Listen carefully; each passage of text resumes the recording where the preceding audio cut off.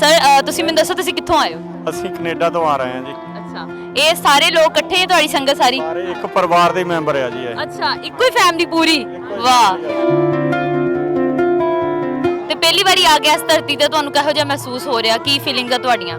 ਅਸੀਂ ਸਾਰੇ ਬਹੁਤ ਖੁਸ਼ ਹਾਂ, ਇੱਥੇ ਸਾਰੇ ਤੇ ਪਿਆਰ ਨਾਲ ਮਿਲਦੇ ਆ ਤੇ ਸਾਰਿਆਂ ਵੱਲੋਂ ਬਹੁਤ ਵਧੀਆ ਪਿਆਰ ਮਿਲ ਰਿਹਾ ਤੇ ਹਰੇਕ ਕੋਈ ਸਾਨੂੰ ਹੱਸ ਕੇ ਮਿਲ ਰਿਹਾ ਤੇ ਅਸੀਂ ਬਹੁਤ ਖੁਸ਼ ਹਾਂ।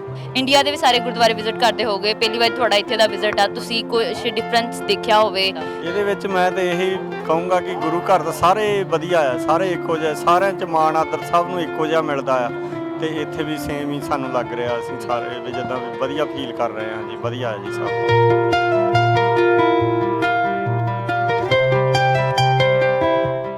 ਸਤਿ ਸ਼੍ਰੀ ਅਕਾਲ, ਇੰਡੋਸ ਟੀਵੀ ਆਸਟ੍ਰੇਲੀਆ ਵੱਲੋਂ ਮੈਂ ਤੁਹਾਡੀ ਹੋਸਟ ਅਲੀਨਾ ਤੇ ਇਸ ਵਕਤ ਅਸੀਂ ਇੱਕ ਸੰਗਤ ਦੇ ਨਾਲ ਖੜੇ ਨੇ ਜਿਹੜੀ ਬਹੁਤ ਪਿਆਰੀ ਲੱਗ ਰਹੀ, ਵਧੀਆ ਲੱਗ ਰਹੇ ਨੇ, ਸਾਰੇ ਤਿਆਰ ਹੋਏ ਨੇ। ਤਾਂ ਹੁਣ ਇਹਨਾਂ ਕੋਲ ਪੁੱਛਦੇ ਕਿ ਕਿੱਥੋਂ ਆਏ ਨੇ, ਇਹਨਾਂ ਦਾ ਐਕਸਪੀਰੀਅੰਸ ਕਿਹੋ ਜਿਹਾ ਰਿਹਾ। ਤੇ ਹੁਣ ਇਹ ਵੇਟ ਕਰ ਰਹੇ ਸੀ, ਇਹਨਾਂ ਦੀ ਇੱਕ ਸੈਲਫੀ ਅਸੀਂ ਡਿਸਟਰਬ ਕੀਤੀ ਆ, ਉਹਦੀ ਅਪੋਲੋਜਾਈਜ਼ ਕਰਦੀ ਹਾਂ ਮੈਂ।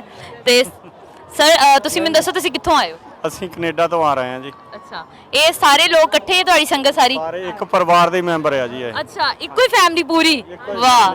ਅੱਛਾ, ਇੱਕ ਟਾਊਨ ਤੋਂ? ਹਾਂਜੀ। ਅੱਛਾ, ਤੇ ਸਰ ਤੁਸੀਂ ਕਿੱਦਣ ਇੱਥੇ ਪਹੁੰਚੇ ਸੀ?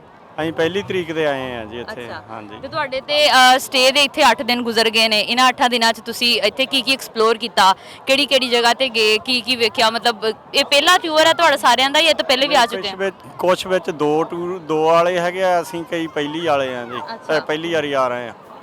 ਤੇ ਪਹਿਲੀ ਵਾਰੀ ਆ ਗਿਆ ਇਸ ਧਰਤੀ ਤੇ ਤੁਹਾਨੂੰ ਕਿਹੋ ਜਿਹਾ ਮਹਿਸੂਸ ਹੋ ਰਿਹਾ, ਕੀ ਫੀਲਿੰਗਸ ਆ ਤੁਹਾਡੀਆਂ? ਅਸੀਂ ਸਾਰੇ ਬਹੁਤ ਖੁਸ਼ ਹਾਂ, ਇੱਥੇ ਸਾਰੇ ਤੇ ਪਿਆਰ ਨਾਲ ਮਿਲਦੇ ਆ ਤੇ ਸਾਰਿਆਂ ਵੱਲੋਂ ਬਹੁਤ ਵਧੀਆ ਪਿਆਰ ਮਿਲ ਰਿਹਾ ਤੇ ਹਰੇਕ ਕੋਈ ਸਾਨੂੰ ਹੱਸ ਕੇ ਮਿਲ ਰਿਹਾ ਤੇ ਅਸੀਂ ਬਹੁਤ ਖੁਸ਼ ਹਾਂ। ਅੱਛਾ, ਤੇ ਸਰ ਇਹ ਤੁਹਾਨੂੰ ਕਿੰਨਾ ਦੇਰ ਹੋ ਗਈ ਆ ਤੁਹਾਨੂੰ ਸਾਰਿਆਂ ਨੂੰ ਕੈਨੇਡਾ ਸ਼ਿਫਟ ਹੋਏ? ਕਾਫੀ ਲੰਬਾ ਸਮਾਂ ਹੋ ਗਿਆ ਜੀ, ਇਹ ਤਾਂ 25 30 ਸਾਲ ਤੋਂ ਵੀ ਉੱਪਰ ਵਾਲੇ ਆ ਜਿਹੜੇ ਇੱਥੇ ਅਸੀਂ ਆਏ ਆ। ਹਾਂਜੀ। ਮਤਲਬ ਤੁਸੀਂ ਸਾਰੇ ਉੱਥੇ ਸ਼ਿਫਟਡ ਲੋਕ, ਮਤਲਬ ਆਪਣਾ ਬਿਜ਼ਨਸ ਵਗੈਰਾ ਸਾਰਾ ਸੈਟਅਪ ਹੋ ਚੁੱਕਿਆ? ਠੀਕ ਹੈ ਜੀ, ਸਭ ਵਧੀਆ। ਅੱਛਾ, ਤੇ ਸਰ ਮੈਂ ਇੱਕ ਬਸ ਇਹ ਪੁੱਛਣਾ ਚਾਹੁੰਦੀ ਹਾਂ ਕਿ ਤੁਸੀਂ ਇੰਡੀਆ ਦੇ ਵੀ ਸਾਰੇ ਗੁਰਦੁਆਰੇ ਵਿਜ਼ਿਟ ਕਰਦੇ ਹੋਗੇ, ਪਹਿਲੀ ਵਾਰ ਤੁਹਾਡਾ ਇੱਥੇ ਦਾ ਵਿਜ਼ਿਟ ਆ, ਤੁਸੀਂ ਕੁਝ ਡਿਫਰੈਂਸ ਦੇਖਿਆ ਹੋਵੇ ਜਾਂ ਕੋਈ ਮਤਲਬ ਇੱਕ ਬੰਦਾ ਫੀਲਿੰਗ ਚੇਂਜ ਹੁੰਦੀ ਹੈ ਨਾ ਜਦੋਂ ਤੁਸੀਂ ਕੰਟਰੀ ਟੂ ਕੰਟਰੀ ਵੈਰੀ ਕਰਦੇ ਆ, ਤੇ ਇੱਥੇ ਦੇ ਐਕਸਪੋਜ਼ਰ ਦੇ ਨਾਲ ਤੁਹਾਨੂੰ ਕੀ ਤੁਸੀਂ ਫੀਲ ਕੀਤਾ? ਇਹਦੇ ਵਿੱਚ ਮੈਂ ਤੇ ਇਹੀ ਕਹੂੰਗਾ ਕਿ ਗੁਰੂ ਘਰ ਦਾ ਸਾਰੇ ਵਧੀਆ ਆ, ਸਾਰੇ ਇੱਕੋ ਜਿਹੇ, ਸਾਰਿਆਂ 'ਚ ਮਾਣ ਆਦਰ ਸਭ ਨੂੰ ਇੱਕੋ ਜਿਹਾ ਮਿਲਦਾ ਆ ਤੇ ਇੱਥੇ ਵੀ ਸੇਮ ਹੀ ਸਾਨੂੰ ਲੱਗ ਰਿਹਾ, ਅਸੀਂ ਸਾਰੇ ਵੀ ਜਿੱਦਾਂ ਵੀ ਵਧੀਆ ਫੀਲ ਕਰ ਰਹੇ ਹਾਂ ਜੀ, ਵਧੀਆ ਹੈ ਜੀ ਕਰ ਰਹੇ ਆ। ਅੱਛਾ, ਹਾਂਜੀ ਸਹੀ ਹੈ ਜੀ। ਮੈਮ ਇੱਧਰ ਆ ਜਾਓ। ਇਦਾਂ ਨਹੀਂ ਇਦਾਂ ਨਹੀਂ, ਤੁਸੀਂ ਆਏ ਵਾਰੀ ਵਾਰੀ। ਅੱਛਾ ਮੈਮ, ਹੁਣ ਤੁਸੀਂ ਦੱਸੋ ਕਿ ਇੱਥੇ ਕੀ ਵੇਟ ਕਿਸ ਚੀਜ਼ ਦਾ ਹੋ ਰਿਹਾ? ਵਾਹਿਗੁਰੂ ਜੀ ਕਾ ਖਾਲਸਾ, ਵਾਹਿਗੁਰੂ ਜੀ ਕੀ ਫਤਿਹ। ਸਮੁੱਚੀ ਲੋਕਾਈ ਨੂੰ ਧੰਨ ਧੰਨ ਸਾਹਿਬ ਸ੍ਰੀ ਗੁਰੂ ਨਾਨਕ ਦੇਵ ਜੀ ਦੇ ਪ੍ਰਕਾਸ਼ ਦਿਵਸ ਦੀਆਂ ਬਹੁਤ ਬਹੁਤ ਵਧਾਈਆਂ। ਹਾਂਜੀ, ਹੁਣ ਮੈਂ ਤੁਹਾਡੇ ਕੋਲ ਇਹ ਪੁੱਛ ਰਹੀ ਸੀ ਕਿ ਤੁਸੀਂ ਸਾਰਾ ਕਰੂ ਵੇਟ ਕਰ ਰਹੇ ਹੋ, ਉਹ ਤੁਸੀਂ ਡਿਫਾਈਨ ਕਰੋ ਕਿ ਅੱਗੇ ਤੁਸੀਂ ਕੀ ਕਰਨਾ ਵਾ, ਕਿ ਮੱਥਾ ਟੇਕਣਾ, ਫਿਰ ਉਸ ਤੋਂ ਬਾਅਦ ਕੀ ਹੋ ਰਿਹਾ? ਅਸੀਂ ਪਾਲਕੀ ਸਾਹਿਬ ਦਾ ਵੇਟ ਕਰ ਰਹੇ ਹਾਂ। ਜਿਵੇਂ ਹੀ ਪਾਲਕੀ ਸਾਹਿਬ ਇੱਥੋਂ ਚਾਲੇ ਪਾਉਣਗੇ ਅਸੀਂ ਸਾਰੇ ਉਹਨਾਂ ਦੇ ਨਾਲ ਜਾਵਾਂਗੇ।